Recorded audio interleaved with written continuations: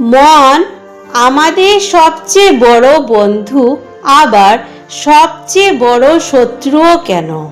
মনের প্রকৃত শক্তির সন্ধানে মানুষের জীবনে সবচেয়ে বড় সংগ্রাম বাইরের নয়, নিজের মনের সঙ্গে।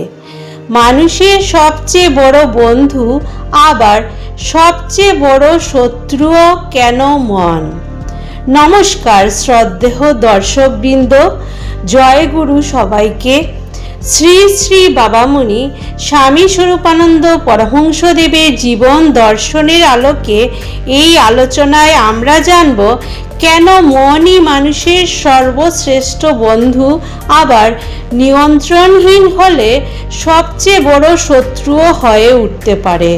আসুন আত্মসমীক্ষা, সংযম ও ঈশ্বর স্মরণের মাধ্যমে মনের প্রকৃত শক্তিকে আবিষ্কার করি। মনের সঙ্গে মানুষের আজীবনের পরিচয়। একটি প্রশ্ন দিয়ে আজকের অধ্যায় শুরু করি। মানুষ সারা জীবনে কত মানুষের সঙ্গে পরিচিত হয়? হাজার, হয়তো লক্ষ। কিন্তু এমন একজন সঙ্গী আছে যে জন্মের প্রথম অনুভূতি থেকে জীবনের শেষ নিঃশ্বাস পর্যন্ত এক মুহূর্তের জন্য আমাদের ছেড়ে যায় না। সে বন্ধু নয়, সে আত্মীয় নয়, সে সমাজও নয়, সে হলো আমাদের মন। অদ্ভুত বিষয় হলো, আমরা পৃথিবীর অসংখ্য মানুষকে বোঝার চেষ্টা করি, কিন্তু নিজের মনকে বোঝার জন্য খুব কম সময় ব্যয় করি। আমরা জানি কে আমাদের ভালোবাসে, কে আমাদের অপছন্দ করে, কিন্তু জানি না আমাদের নিজের মন কখন আমাদের পাশে দাঁড়ায়, আবার কখন নিঃশব্দে আমাদের বিরুদ্ধে চলে যায়। এই কারণেই বাবামনির জীবন দর্শনের আলোকে মনকে জানা মানে শুধু মনোবিজ্ঞান শেখা নয়, এটি আত্মজাগরণের প্রথম পাঠ। মন কখন বন্ধু হয়? ভাবুন, একটি নৌকা নদীর বুকে ভাসছে। নদীর জলই তাকে গন্তব্যে পৌঁছে দেয়, কিন্তু সেই জল যদি নৌকার ভেতরে ঢুকে পড়ে, তখন সেই জলই তাকে ডুবিয়ে দেয়। মনও তেমনি। সঠিক পথে পরিচালিত হলে মন মানুষকে জ্ঞান, প্রেম, সেবা ও ঈশ্বর স্মরণের দিকে নিয়ে যায়, কিন্তু নিয়ন্ত্রণহীন হলে সেই মনই মানুষকে ভয়, লোভ, রাগ, হিংসা ও অহংকারের দিকে টেনে নিয়ে যায়। তাই প্রশ্ন হলো, সমস্যা কি মন? না, সমস্যা হলো অশিক্ষিত মন। যে মন কখনো সত্যের শিক্ষা পায়নি, সংযমের অনুশীলন করেনি, নীরবতার মূল্য বোঝেনি, সে মন সহজেই বাইরের ঝড়ে দুলে ওঠে। মনের একটি অদ্ভুত স্বভাব, মন কখনো বর্তমান মুহূর্তে থাকতে চায় না। সে হয় অতীতের অনুশোচনায় ডুবে থাকে, নয়তো ভবিষ্যতে দুশ্চিন্তায় ছুটে বেড়ায়।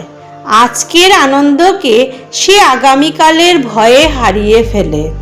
আজকের শান্তিকে সে গতকালের আঘাতে নষ্ট করে। এই কারণে অনেক মানুষের কাছে সব কিছু থাকা সত্ত্বেও শান্তি থাকে না।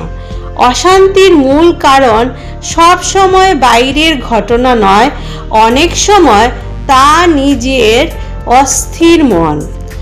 বাবামনির ভাবধারার আলোকে বাবামনির জীবন ও সাধনার একটি বড় শিক্ষা হলো, মানুষের প্রকৃত সাধনা শুরু হয় নিজের অন্তরকে শুদ্ধ করার মাধ্যমে। শুধু বাহ্যিক আচরণ পাল্টালে মানুষ বদলে যায় না। যতক্ষণ না মনের ভিতরে সত্য, প্রেম, সংযম ও ঈশ্বর চিন্তার বীজ বপন হয়, ততক্ষণ পরিবর্তন স্থায়ী হয় না। একটি গাছের শুকনো পাতা কেটে দিলে গাছ সুস্থ হয় না, শিকড়ে জল দিতে হয়। তেমনি মানুষের জীবনের শিকড় হলো তার মন। আমরা মনকে কি খাওয়াচ্ছি?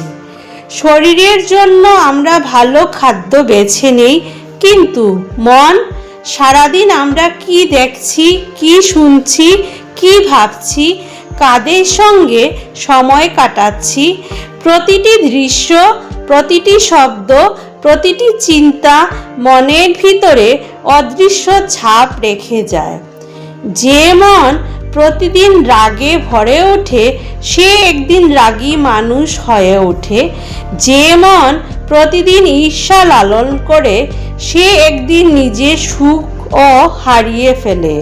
আবার যে মন প্রতিদিন সত্য, সৎ চিন্তা ও ঈশ্বর স্মরণে অভ্যস্ত হয়, তার মুখে ধীরে ধীরে এক ধরনের শান্ত আলো ফুটে ওঠে। একজন মালি প্রতিদিন বাগানে যায়।